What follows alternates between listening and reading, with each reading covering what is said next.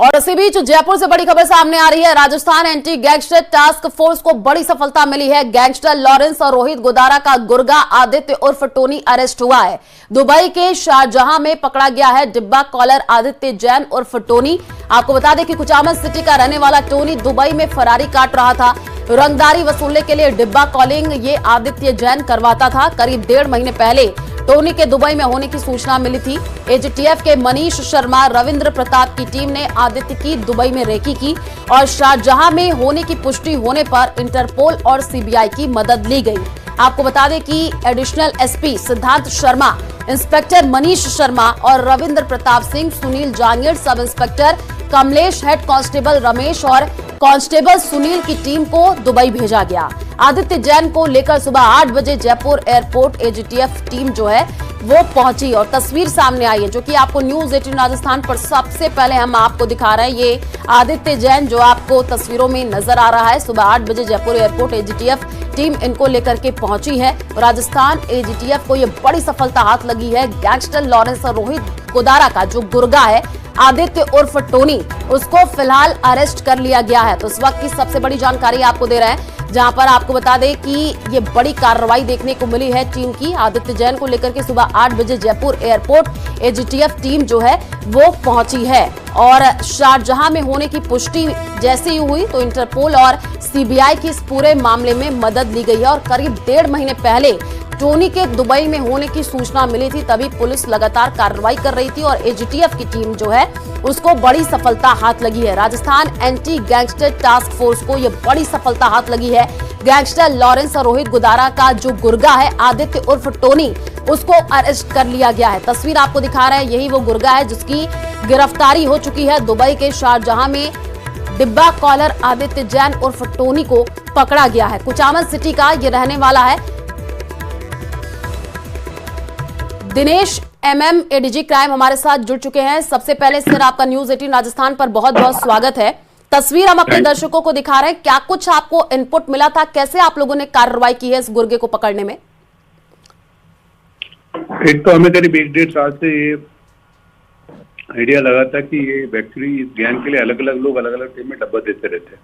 ये आदित्य जैन करीब 1-1.25 साल से डब्बा देने लगी है। इस तरह की जानकारी हमारी जयपुर पुलिस के मनीष शर्मा है जो एजीटीएफ के साथ भी काम करते हैं, उनको मिला था।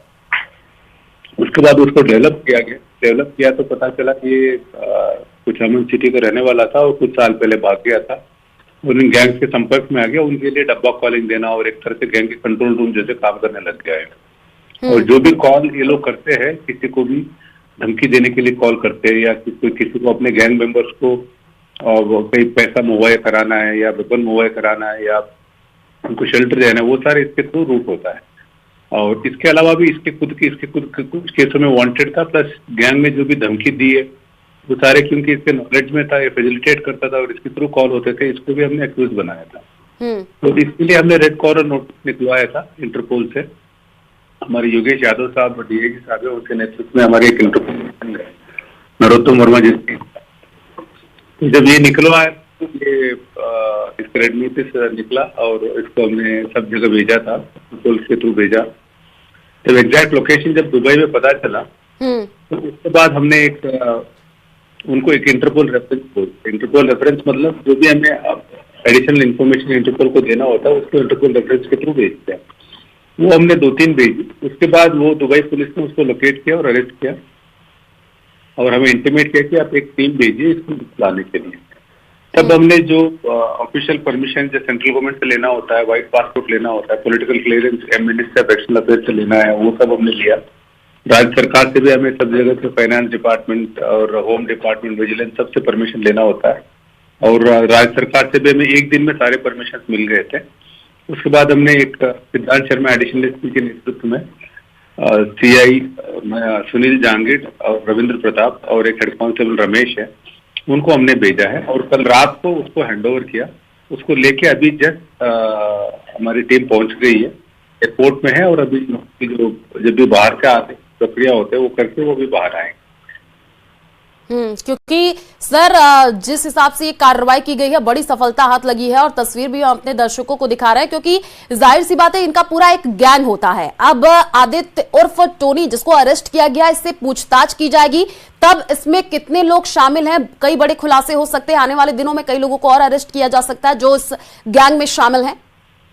निश्चित रूप से अरेस्ट होंगे, क्योंकि एक तरह से सारे कॉल्स इसके थ्रू रूट होते थे। हाँ। तो पूरे गैंग के सारे नेटवर्क हमें और समझने में अच्छा हो जाएगा। और इसके अलावा जो बाहर जो बैठे हैं, जैसे रोहित गोदारा, वीरेंद्र चारण है, गोल्डी ब्रार है, अनमोल बिश्नोई है, और भी जो हमारे वांटेड लोग बाहर बैठे हैं, ठीक है, उनको ट्रेस करके उनको अरेस्ट करके लाने में भी हमें आसानी मिलेगी। और इसके अलावा यहाँ इनके पूरे नेटवर्क है, कौन इनके लिए काम करते हैं, कौन शेल्टर देता है, कौन हथियार देता है, हाँ किस किस को धमकी दे रखी इन लोगों ने, जो पुलिस की नजर में नहीं है, इस तरह के सारे डिटेल्स हमें पता चलेंगे।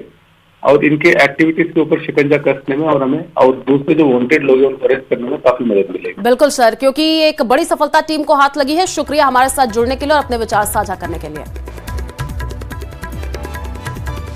देखिए, गैंगस्टर लॉरेंस और रोहित गोदारा का गुर्गा आदित्य उर्फ टोनी, जिसको अरेस्ट कर लिया गया है, शारजहां में होने की पुष्टि होने पर इंटरपोल और सीबीआई की मदद ली गई और राजस्थान एजीटीएफ को यह बड़ी सफलता हाथ लगी है। वक्फ संशोधन बिल पर सियासी घमासान जारी है। जहां विपक्ष से लेकर हमलावर है, वहीं भाजपा के अल्पसंख्यक मोर्चा ने इस बिल का जोरदार समर्थन किया है। आपको बता दें कि राजस्थान भाजपा मुख्यालय पर अल्पसंख्यक मोर्चा ने आतिशबाजी की है और मिठाइयां बांट करके खुशी जाहिर की है। वक्फ संशोधन बिल को लेकर के भाजपा अल्पसंख्यक मोर्चा ने इसे मुस्लिम समाज के हित में बताया और प्रधानमंत्री मोदी का आभार जताया है। जयपुर में भाजपा मुख्यालय पर जबरदस्त जश्न मनाया गया है और तस्वीर आपको दिखा रहे हैं, जिसमें देखिए लिखा हुआ है शुक्रिया मोदी जी। आज बड़ी खुशी का दिन है कि देश के आदरणीय प्रधानमंत्री जी श्री नरेंद्र मोदी जी का आभार व्यक्त करने के लिए अल्पसंख्यक समाज के लोगों ने यहाँ पर बम पटाखे बजाकर मिठाइयां बांटकर खुशी जाहिर की है। और मैं धन्यवाद देना चाहता हूँ आदरणीय प्रधानमंत्री जी को कि उनके नेतृत्व में 140 करोड़ हिंदुस्तानी जो उनको अपना परिवार समझते हैं, ऐसे हमारे परिवार के मुखिया ने उनके नेतृत्व में कल जो ये वक्फ संशोधन बिल पेश किया गया है, रात को लोकसभा में वो पारित हो गया, आज राज्यसभा में भी पारित होगा। निश्चित ही इससे अल्पसंख्यक समाज का बहुत बड़ा भला होने वाला है। अल्पसंख्यक समाज में अन्य वर्ग के जो लोग हैं उनका सबका प्रतिनिधित्व रहेगा और वक्फ बोर्ड अब तक जो हमारे भारतवर्ष की जमीनों पर कब्जे कर उनका और इसी बीच बीकानेर से बड़ी खबर सामने आ रही है। शिक्षा विभाग में नकल प्रकरण केस में एक्शन देखने को मिला है। पूर्व शिक्षा निदेशक और सहायक निदेशक के खिलाफ लोकायुक्त में केस दर्ज है। नकल प्रकरण के अभियुक्त को संरक्षण देने का आरोप है। आपको बता दें कि पूर्व निदेशक सौरभ स्वामी और सहायक निदेशक मुनीराम पर आरोप है और उदय रामसर निवासी सीमा यादव ने शिकायत दी है। नकल प्रकरण के अभियुक्त श्रवण कुमार मान वरिष्ठ अध्यापक को न्यायालय में लंबित प्रकरण के बाद भी निलंबन से बहाल करने और साथ ही साथ आपको बता दें कि निदेशक के खिलाफ लोकायुक्त में केस दर्ज है और पूर्व निदेशक सौरभ स्वामी और सहायक निदेशक मुनीराम पर आरोप है। ज्यादा जानकारी के लिए संवाददाता विक्रम हमारे साथ जुड़ चुके हैं। विक्रम, क्या कुछ अपडेट है पूरे मामले को लेकर के? देखिए, ये जो पूरा मामला है वो नकल प्रकरण से जुड़ा हुआ एक मामला है, जिसमें एक वरिष्ठ शिक्षक हैं जो श्रवण कुमार मान है, उन पर ये एक आरोप था कि इन्होंने जो है सेकंड ग्रेड की जो भर्ती परीक्षा थी और ये 2014 का मामला है और उसमें इन्हें जो पुलिस ने आरोपी माना और इनके खिलाफ एक प्रकरण जो है वो कोर्ट में अभी भी चल रहा है।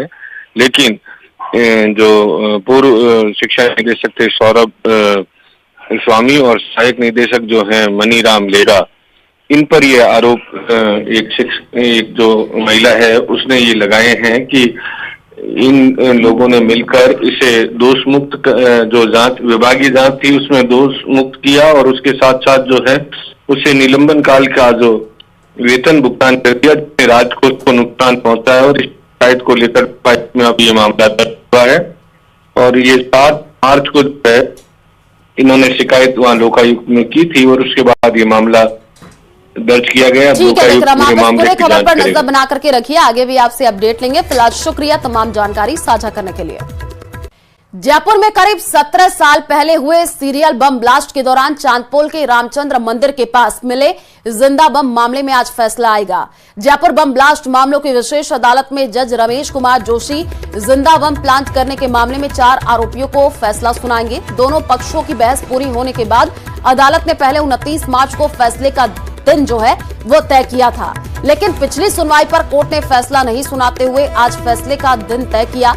इससे पहले ब्लास्ट के 8 मामलों में यही अदालत करीब 5.5 साल पहले आरोपियों को फांसी की सजा सुना चुकी है, लेकिन हाईकोर्ट ने सजा को रद्द करते हुए सभी आरोपियों को बरी कर दिया था। मामले में 2 आरोपी जमानत पर बाहर हैं, वहीं 2 जेल में बंद हैं। इस मामले में राज्य सरकार की अपील सुप्रीम कोर्ट में पेंडिंग है।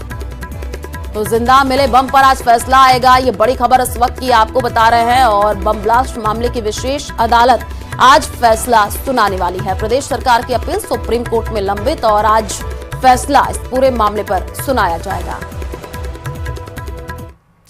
जयपुर से बड़ी खबर आपको बता दें, सीएम भजन लाल आज अहम बैठक करेंगे। प्रक्रियाधीन भर्तियों को लेकर के आज एक अहम बैठक होने जा रही है। सीएम भजन लाल प्रक्रियाधीन भर्तियों को लेकर के मीटिंग करेंगे। सीएम आवास पर शाम 5 बजे भर्तियों के संबंध में सीएम एक अहम बैठक लेने जा रहे हैं। बड़ी खबर इस वक्त की आपको बता रहे हैं, जहां पर आज एक बड़ी बैठक होने जा रही है। सीएम भजन लाल प्रक्रियाधीन भर्तियों को लेकर के एक महत्वपूर्ण मीटिंग लेने जा रहे हैं। सीएम आवास पर शाम 5 बजे का वक्त होगा जब भर्तियों के संबंध में सीएम बैठक लेंगे। तो बड़ी खबर आपको बता रहे हैं, आज एक अहम बैठक सीएम भजन लाल लेने जा रहे हैं और इस मीटिंग में कई मुद्दों को लेकर के चर्चा होगी। सीएम भजन लाल प्रक्रियाधीन भर्तियों को लेकर के मीटिंग करेंगे। सीएम आवास पर शाम 5 बजे भर्तियों के संबंध में एक महत्वपूर्ण बैठक होने जा रही है। और इसी बीच कोटा से बड़ी खबर सामने आ रही है। आपको बता दें कि 2 आरोपी कांस्टेबल को सस्पेंड किया गया है। सिटी एसपी ने दोनों को सस्पेंड किया है। 2 दिन पहले दोनों को एसीबी ने 10,000 की रिश्वत लेते गिरफ्तार किया था। कल एसीबी कोर्ट में दोनों को पेश किया गया था। कोर्ट ने 17 अप्रैल तक जेल भेजने के आदेश दिए थे। दोनों कोटा की सेंट्रल जेल में बंद हैं। आपको बता दें कि रिश्वत लेने के आरोपी 2 पुलिस कांस्टेबलों को सस्पेंड कर दिया गया। सिटी एसपी ने दोनों पुलिस कांस्टेबलों को सस्पेंड किया है और दोनों पुलिस कांस्टेबल फिलहाल कोटा की सेंट्रल जेल में बंद है। तो बड़ी खबर आपको बता रहे हैं, 10,000 की रिश्वत लेते गिरफ्तार दोनों पुलिस कांस्टेबलों को 2 दिन पहले एसीबी ने गिरफ्तार किया था और कल एसीबी कोर्ट ने दोनों आरोपियों को 17 अप्रैल तक जेल भेजने के आदेश दिए थे। एसीबी ने दादाबाड़ी थाने में तैनात कांस्टेबल बनवीर आचार्य और मनीष जांगिड़ को 10,000 की रिश्वत लेते रंगे हाथों गिरफ्तार किया था।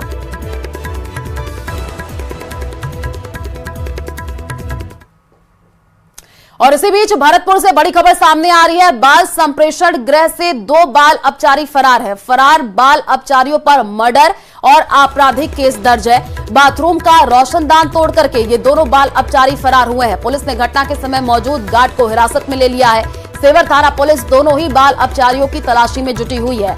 आपको बता दें कि भरतपुर के बाल संप्रेषण गृह से 2 बाल अपचारी, जिनमें एक पर 2 मर्डर का मामला दर्ज है, वहीं दूसरे पर 13 आपराधिक मुकदमे दर्ज है। बाल अधिकारिता विभाग के सहायक निदेशक अमित कुमार ने यह बताया कि ये दोनों बाल अपचारी बाल संप्रेषण गृह के कमरे के बाथरूम के रोशनदान को तोड़ छत पर चढ़ करके दीवार लांघ करके फरार हुए थे, जिसके बाद उन्होंने संप्रेषण गृह के पीछे हर जगह तलाश किया, लेकिन दोनों बाल अपचारी जो है वो कहीं पर नहीं मिले हैं। फिलहाल पुलिस घटना के वक्त मौजूद गार्ड को हिरासत में ले लिया है, जिससे पूछताछ हो रही है।